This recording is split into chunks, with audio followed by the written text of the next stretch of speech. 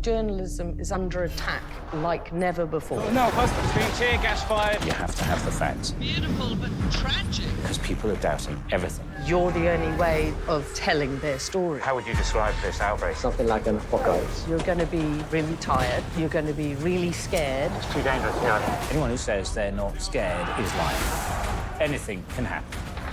Did you get hit? I sometimes wonder, how have we managed to get out of this? People being killed. We do genuinely believe in what we do. It's clearly marked as press. To show the truth. Wow, this is absolutely unbelievable. To uncover an injustice. This is the result of ethnic cleansing. I don't think any journalist wants anything more than that. I'm Alex Crawford. I'm Stuart Ramsay. And this is Hotspots.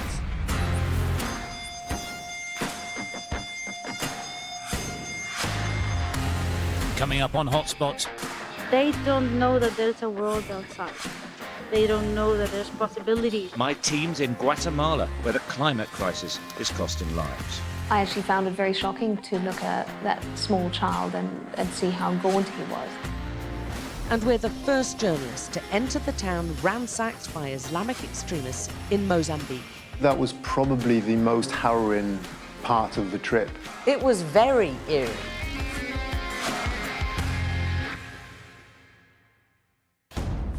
We knew that there were communities that were struggling to eat. There's poverty, there's hunger, and malnutrition. So the 2.5-year-old will suffer as a direct result of having a system. They have to make this terrible choice. One of the volcanoes here in Guatemala is going a bit mad today. Going from farming to volcanoes is a whole different ballgame. I'm right next to the volcano. Steam spewing out. I'm pretty terrified, actually. I don't want big volcano.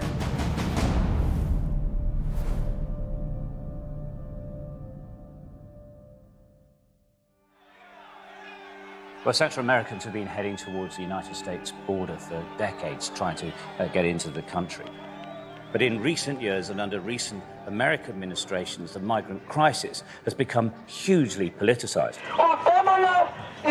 The migrants themselves have been characterized as rapists and criminals just trying to get into the United States to cause trouble. However, there's been indicators to all of us for a long time that that probably isn't as simple as that, and it's perhaps just not even the case. And that made us think we have to perhaps go back to the root causes of part of these migrant caravans. Stuart and I have been covering the migrant crisis in Central America for, well, since I've started working with him. And he was working on the migrant crisis long before then.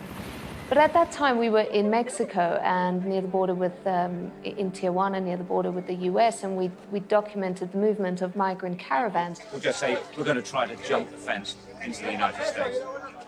It was clear that many of these people were escaping terrible violence at home, gang violence, police corruption, government corruption, and in many cases were economic migrants. A significant number were also people who were literally forced out of their homes, not by anyone, but by one thing, and that was climate change. And so, in a way, they were a new form of migrant. They were actually climate migrants. Guatemala is one of the countries where this has become a real problem. So when we started looking into Guatemala, the first thing that struck us were the hurricanes that had happened in 2020. But then the more we started to research the topic and talk to people and experts in country, the more we started to realize that actually the hurricanes were sort of a freak weather event that was part of a much, much bigger problem. And the problem was mainly drought. Sometimes it's meant to be raining and it's baking hot. Sometimes it's meant to be baking hot and it's raining. And then you have a huge number of hurricanes that have hit the region with a greater frequency than anyone has ever seen before. We knew before we set off for Guatemala that there were communities, small communities who lived in quite remote mountainous areas that were struggling to eat. It was as simple as that. We knew that the country has got one of the highest rates of child malnutrition in the world. That was becoming worse and worse because of climate change. Chiquibula is the town that's at the center of massive irrigation and market farming, etc., for Guatemala. It's surrounded by very high hills, and that's where the poorer members of society do their farming. So it was myself and Stuart and Dan all working together as a team.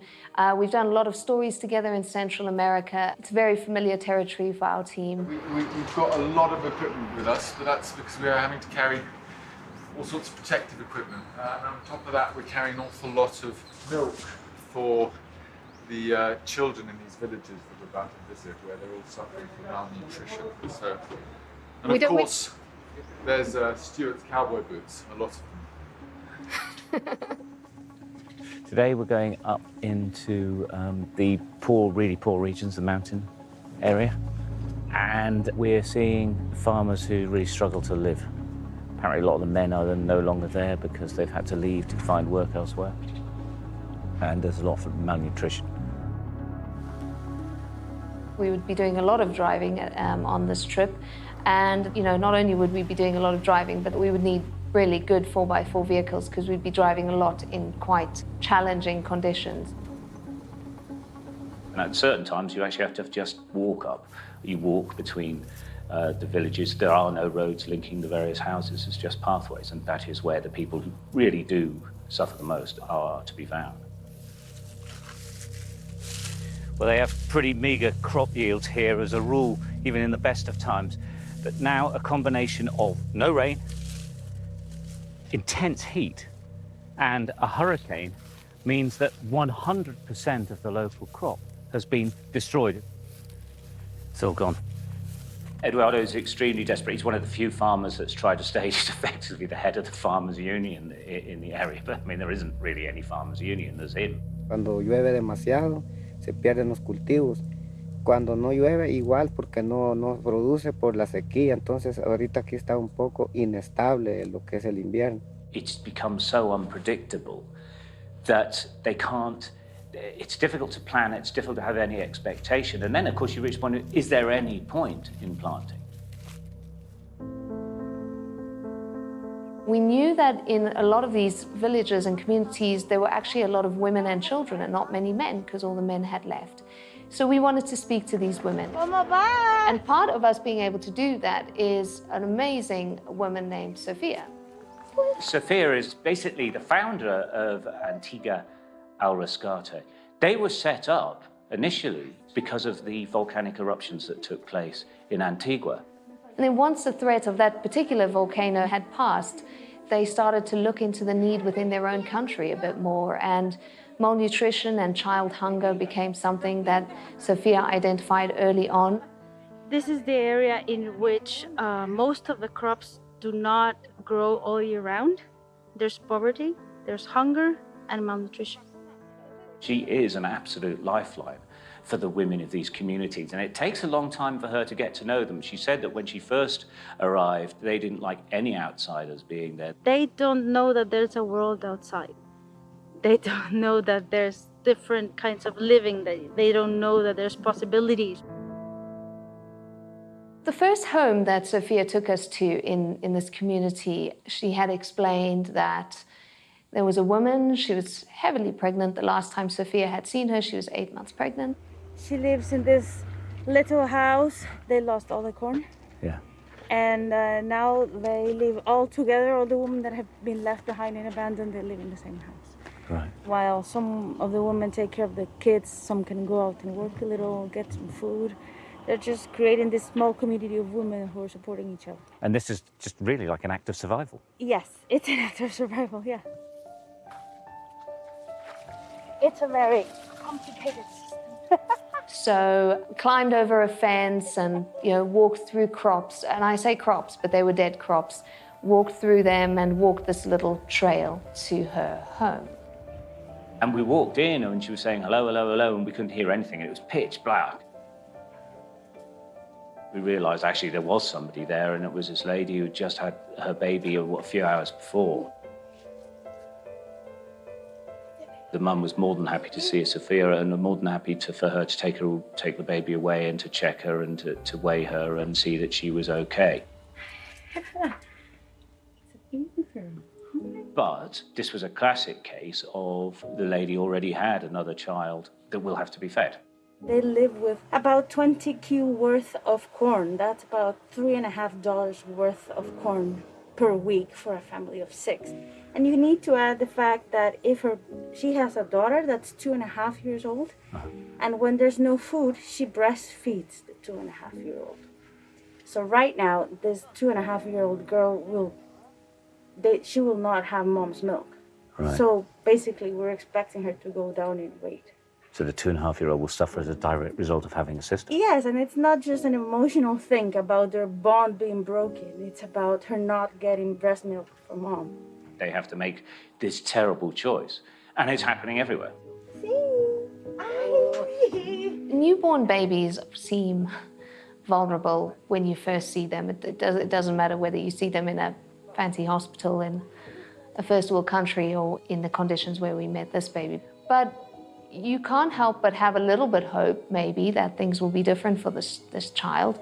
I just thought, here's a small life born into essentially a climate emergency, and this little girl and little ones like her are actually what it's all about. It's what our climate fight now is about.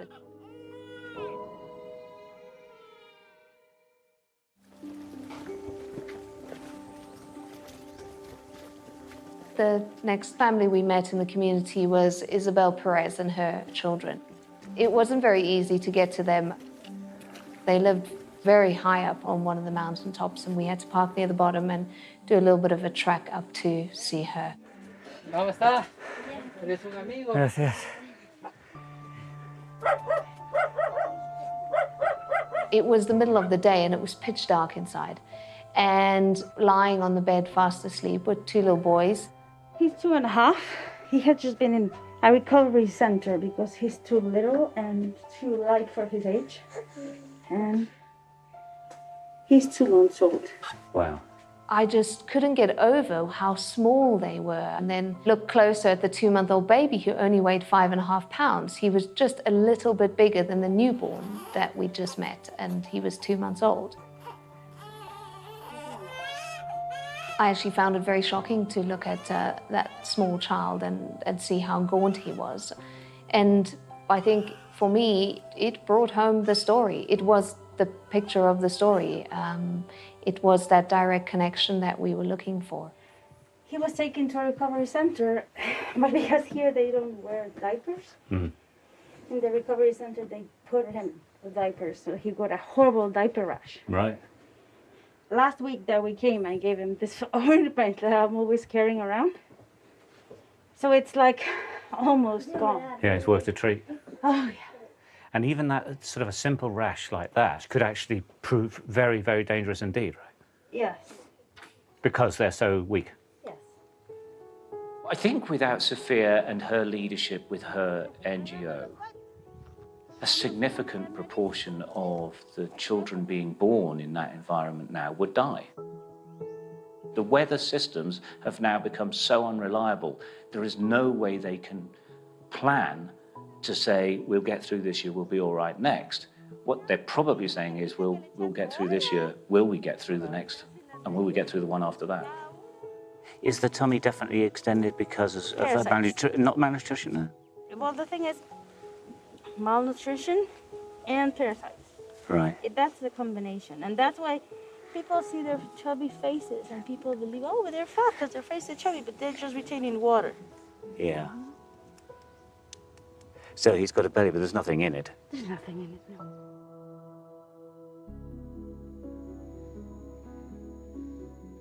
We were finishing up filming with the community, and Dan had the drone up and we're getting some sweeping shots of the valleys and that kind of thing. And various social media started peaking on the story of the volcanoes in Antigua, Guatemala. So it's just quite active, really. Yes. You can't see the volcano. Which one is it? It's the same one from 2018? Yeah, yes. The same. He's an angry one. Yeah. He's feisty. He's a feisty volcano. Yeah. Dominique was having to speak to London and just say, listen, just keep an eye on this. So I'm calling to let you know that one of the volcanoes here in Guatemala is going a bit mad today. Because, going from one story like that, which is one about farming, to volcanoes is a whole different ballgame. And that was, to sort of plan and work out how do you go, how do you cover a volcanic eruption safely? It's one that you do actually have to think about. But we might find ourselves starting here doing one story and ending this trip on an entirely different story. The conclusion we came to was that we had enough on the story we were doing to actually go to Antigua, Guatemala and find out what was happening with the volcanoes.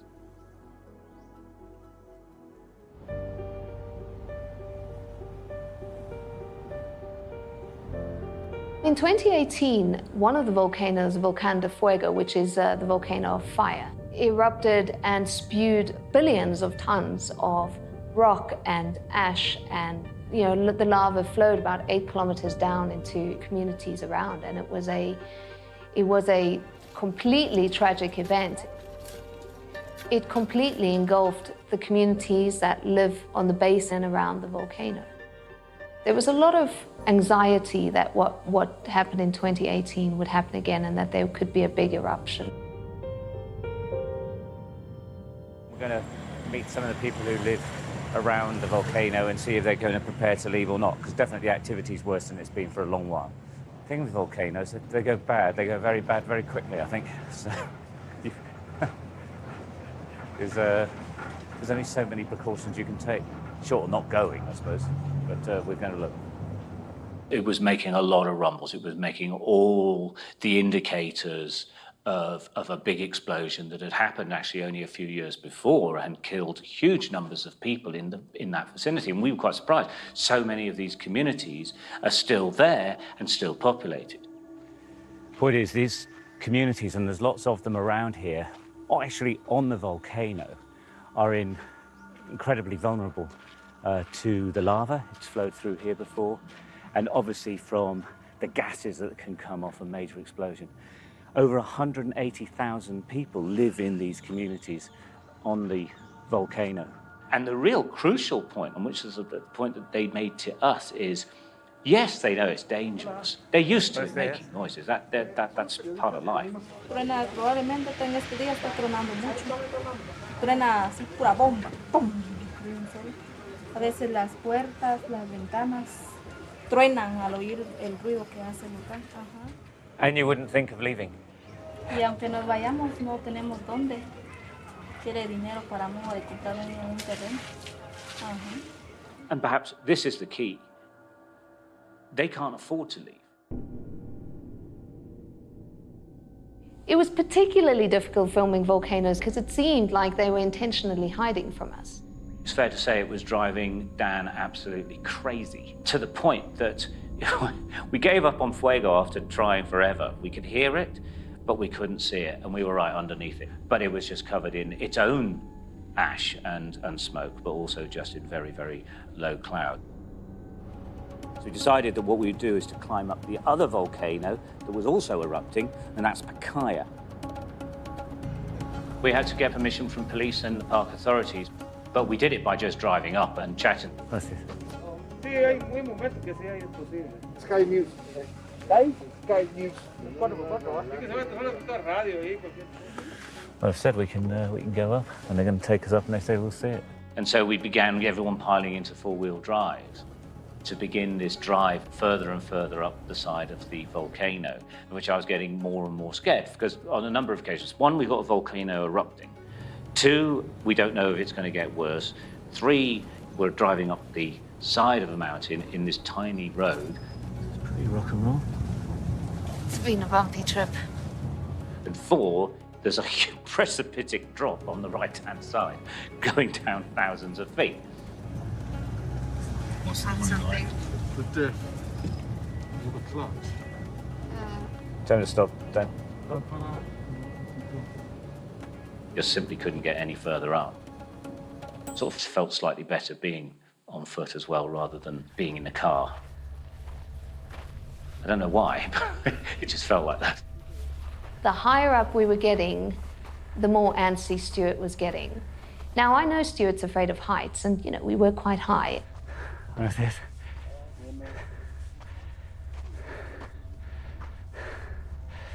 Is it exploding? Yeah. We're right next to the volcano. You can hear it, steam and spewing out. I'm pretty terrified, actually. I don't want big volcano. I was really scared.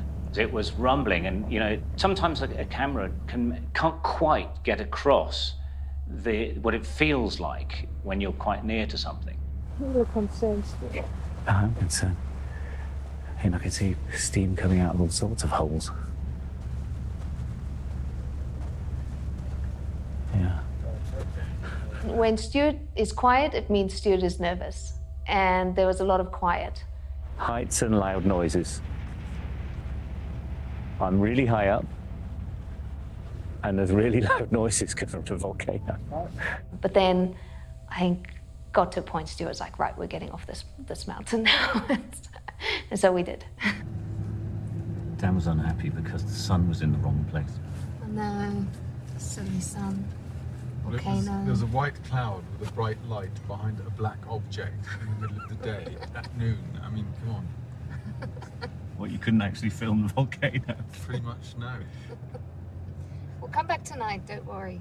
By the end of the day, usually around 5 or 6, the clouds actually drop and the volcano exposes itself.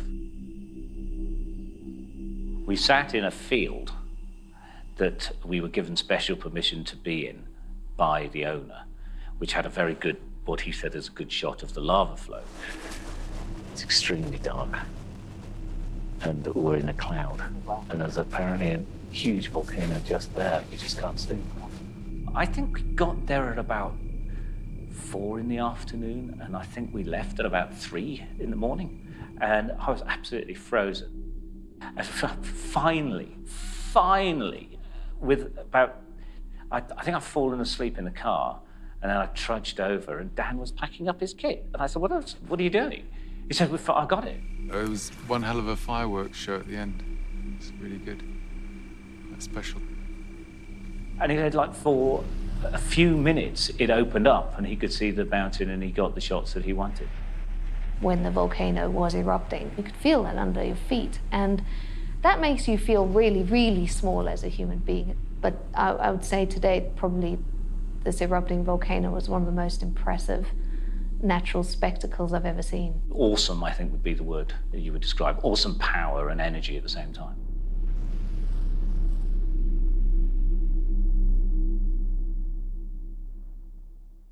The next day, we woke up and it was the most clear day. The sun was shining and you could see Fuego in all its glory from our hotel kilometers away.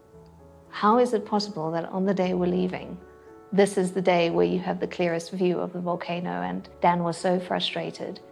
The volcano that decided to hide itself from us when we were on it is now fully available for everyone to see, and incredibly, you watch it from the air. It's a bit like judging hurricanes. You can't plan those. You can't plan eruptions or earthquakes. It's just you've got to sort of go with no hint of irony. You've got to go with the flow.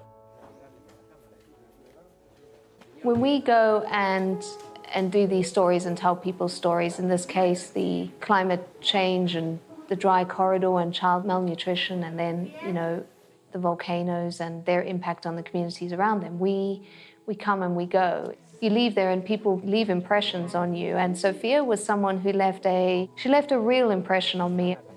And, you know, her and her NGO are kind of self-appointed guardians. They're sort of self-appointed angels. They traveled all the way just to see you. She is a remarkable woman, and she is a link, interestingly, between the uncertainty of volcanic eruptions and the uncertainty of the weather conditions and the effect it's had on people. And some of it can actually be attributed to man-made problems, and perhaps you can't stop volcanic eruptions, but you probably can stop climate change. Up next. We're in Palma, and this is now a militarised area. The governor starts striding off down that high street. We're suddenly thinking, oh, wow, well, actually, we're going into the heart of where we want to go.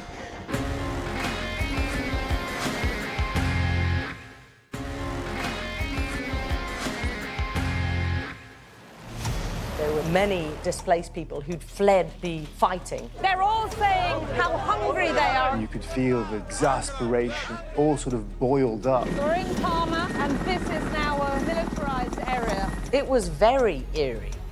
They were tied with their hands behind their back and their heads were cut off. Come on. Okay.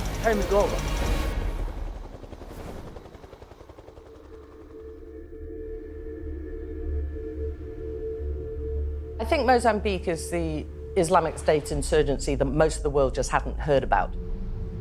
Mozambique is a country which most people probably only associate with sun-drenched beaches, and yet in the underbelly there's this growing insurgency.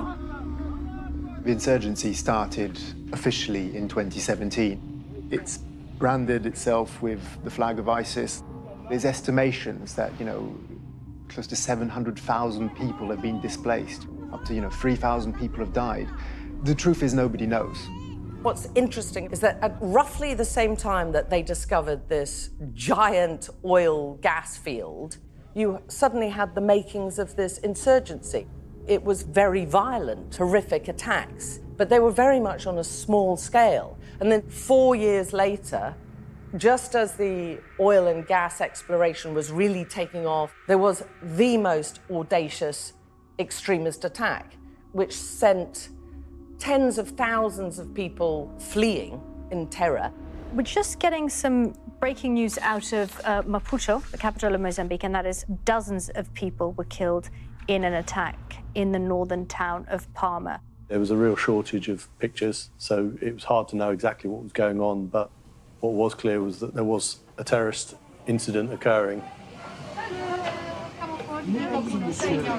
I've worked in Africa for a long time, so I developed some very strong contacts within the Mozambique government. So we had been given this extremely rare access and invitation to come and see what was going on. So we're waiting to be taken up north, and Alex is communicating with the president. I'm desperately trying to persuade them to give us an interview and sending various topics that we might want to cover, which is how they can convince people that it's secure, and we're going to find out ourselves probably in the next hour or so just how secure it is. But it's vitally important for Mozambique, the whole region, the whole of Africa, that they get this terror threat under control, because it's spreading. There was a hell of a lot of unknown about the trip. We didn't know entirely what we were going to be shown, so it was just to get there and establish some facts and see for ourselves what had occurred.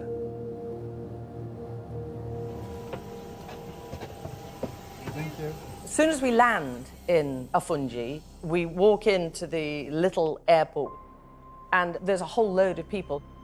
Immediately, we assumed that they must be some of the people who'd fled, and we just started talking to them straight away. What were they doing? They're killing people. How? They shoot people, even they're following us, shooting us. Then we run away.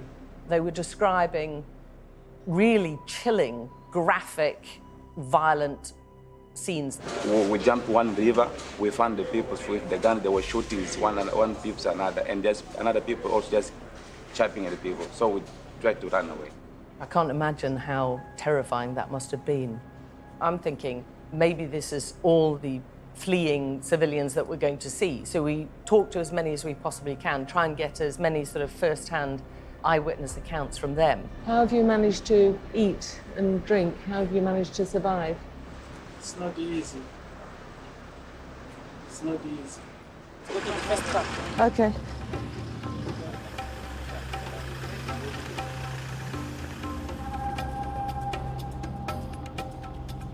The only way you were going to get into Palma was with the military. So the first place we go to is the police camp, which is outside Palma, and from where they tried to beat back the militants.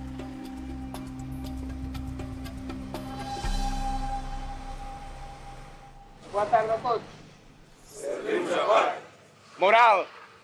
Como vai o nosso moral? We met up with the governor. He introduced himself and said, I'm going to take you to a whole new housing area.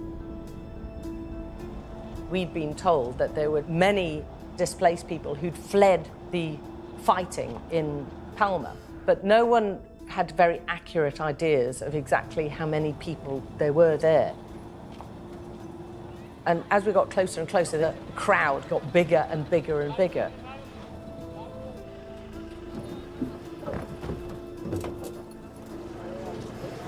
Awful lot of people here, and a lot of them just seem to be living rough. Difficult to tell numbers straight away, but thousands, I'd say. Definitely thousands. The aid agencies estimated over 20,000 people. I think, like us, the governor was absolutely gobsmacked by how many people there were.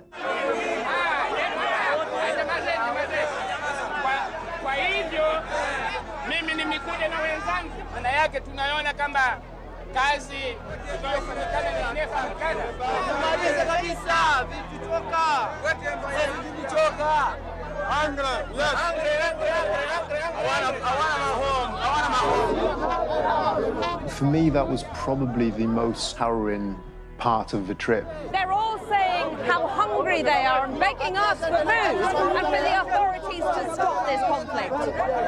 Look at them, they're all calling, they're all saying, food, we want You could food. feel the exasperation and the fatigue and the hunger, and it all sort of boiled up. Food, we need food, we need food, we need food, food. They'd been there for 2 weeks and nothing had been done for them.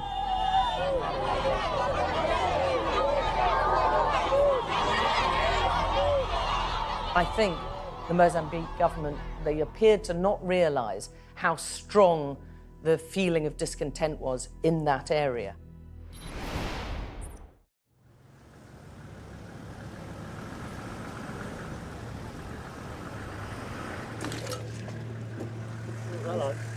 Ooh, a bit bumpy, but wow, I wasn't expecting to see so many people. There's a lot of people there.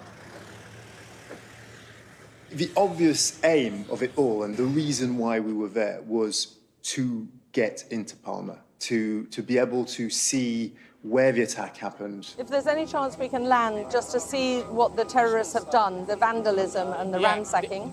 No, this is what was planned to be done. But the security, they are not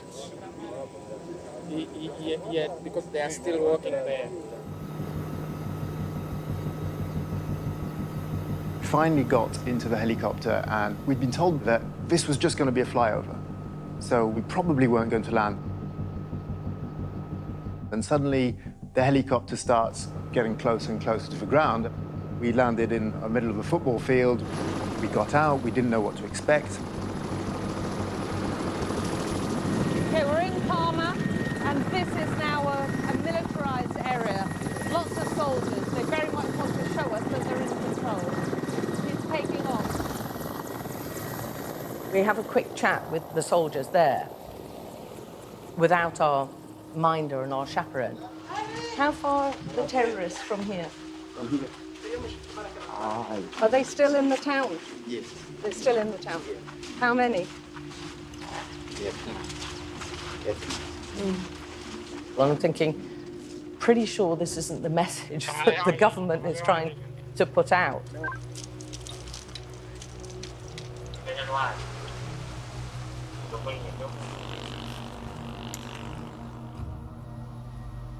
I don't think it was very long after we got dropped into the perimeter of Palma that these people started coming out of the bush. Families holding children and babies and talking about hiding out there for nearly 2 weeks. And they were hungry, so they were immediately given food and something to drink.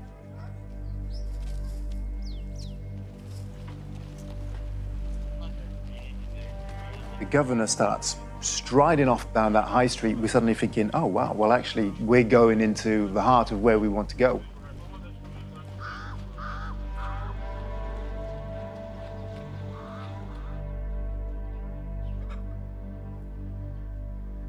It was very eerie. This was obviously so recent. There are signs of destruction everywhere. Dead animals, we've seen dead bodies in hallways. Almost every one of these buildings has been trashed, and this one appears to have been set on fire. This was nearly 2 weeks after the attack. No one had felt secure enough to go in and do any of the clearing up at this stage. The damage and destruction is extensive. Come along in here. Roof down, building set alight. These are administrative offices, and every house that you can see through there has been set alight.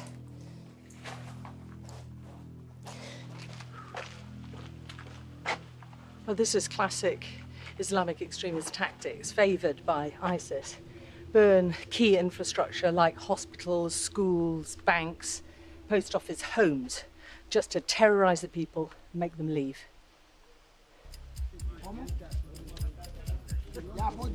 This governor was just striding ahead, setting the pace. They didn't want to really just stop for any length of time in any one place, so there was a feeling that they weren't 100% sure that the place was safe. I mean, he was a former tennis champion, apparently, and extremely likable character, very charismatic character, but there was no waiting around for anybody. This guy was literally just running. Hey, look over there. Hey, how you doing? Come look, have a look at this. He just didn't stop. He had hands in his back. I was exhausted. You're there filming everything that moves, just trying to gather everything because you just don't know what you're going to get next. We had no idea how long we were going to be there for. You're burning nervous energy as well. I thought he was quite frank for a politician. How can you guarantee it won't happen again? This I can't say. This I can't say. I would put money on most politicians around the world saying, well, yeah, we're going to do our best. And he just said straight away, well, no, I can't guarantee that. There was a great deal of suspicion at that time. Even on the way out, they've arrested 3 young men. The soldiers were clearly a bit edgy about why these 3 young men of fighting age were just knocking around the area.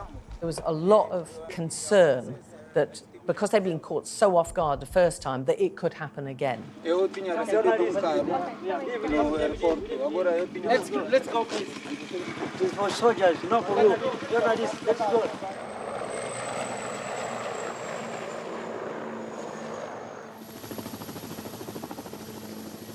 I wasn't immediately aware of how important that was, or the exclusivity of it at the time.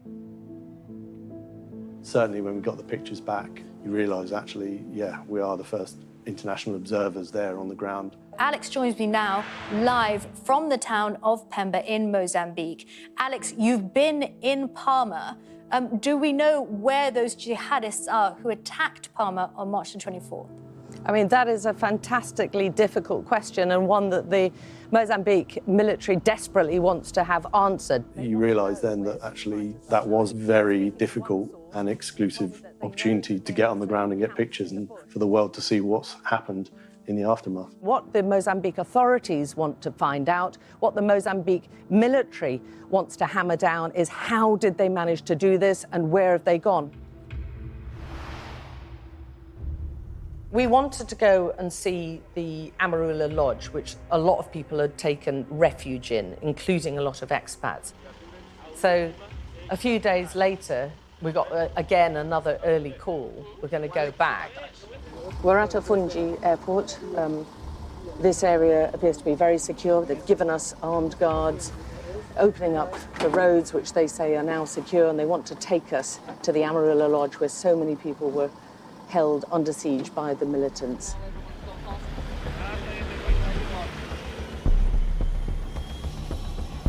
The military were taking a small group of selected journalists.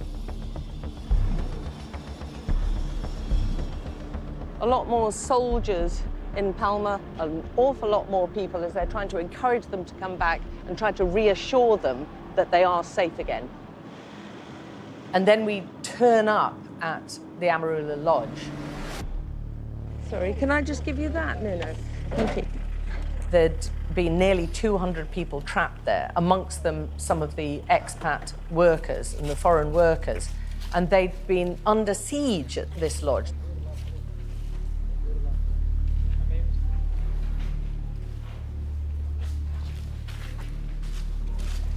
signs of destruction all around. Rooms have been ransacked, office equipment has been thrown everywhere. The soldiers are now set up camp in the middle of the town and outside here at the Amarula Lodge. When we got into the lodge, obviously, it was empty.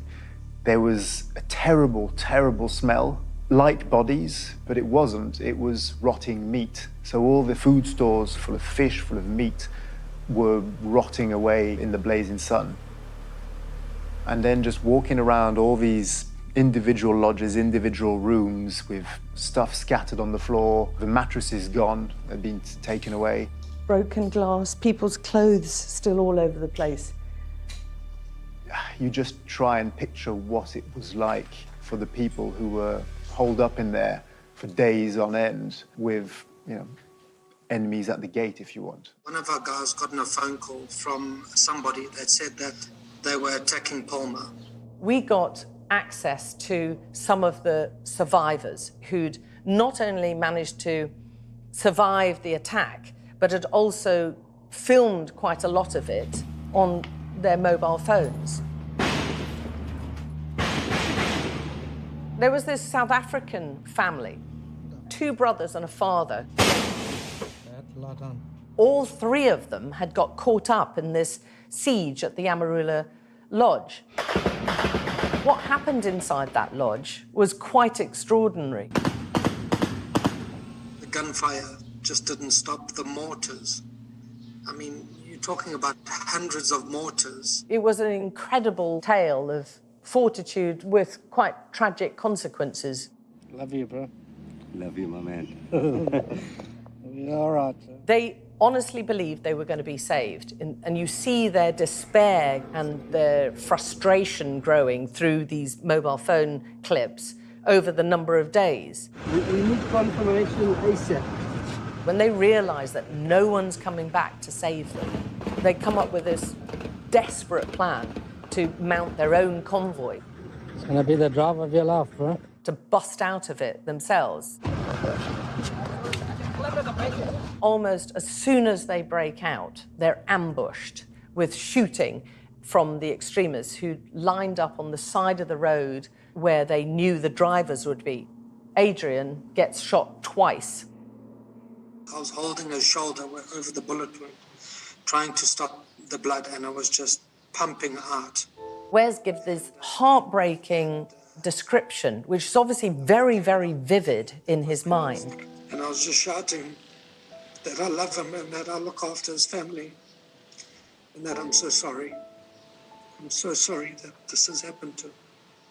It was very, very sad, very sad. And I thought he did an incredible job bringing home to everybody just how terrifying that must have been.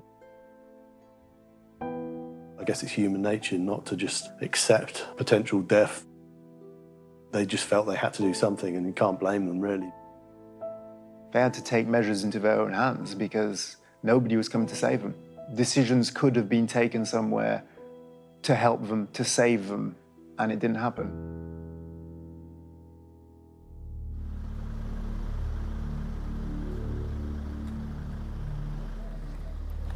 We were filming in the hotel grounds, but then just outside, we were told by a local chap that, yeah, he'd helped bury multiple bodies here.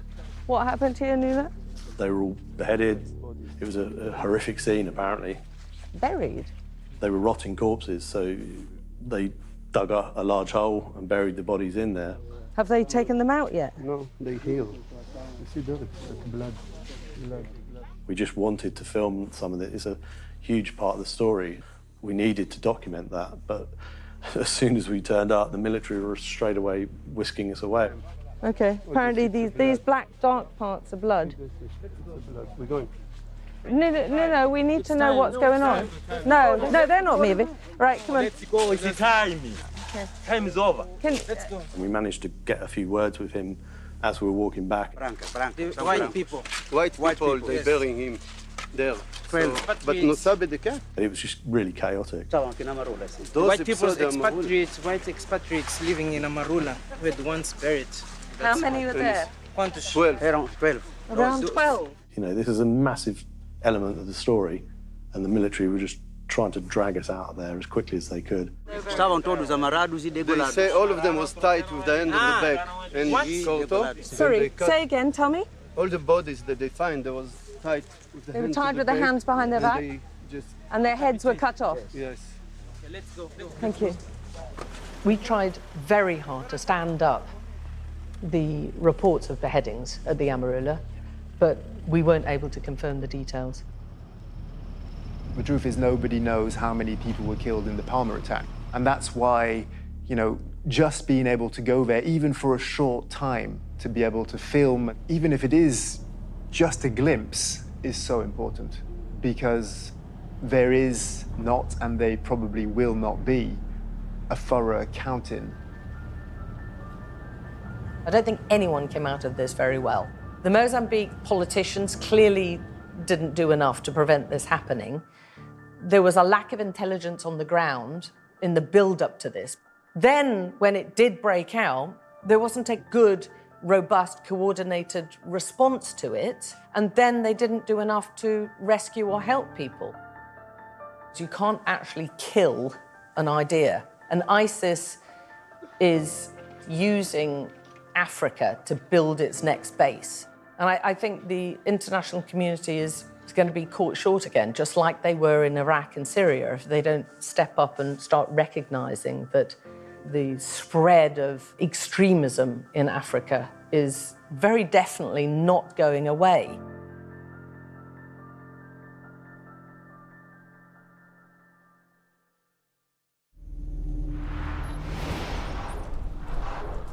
Next time on Hotspots, my team and I are in India as the country nears collapse under the weight of the COVID crisis. They were screaming out for oxygen. The definition of a hospital struggling to cope. People started to die in front of us. And we're back in Brazil, where the pandemic is claiming a new type of victim. More pregnant women were dying than anywhere else on the planet. I was not prepared for that. If you've got 500,000 plus dead, these figures are absolutely horrendous. Until then, you can find us on Twitter at Alex Crawford Sky and at Ramsay Sky. See you next time.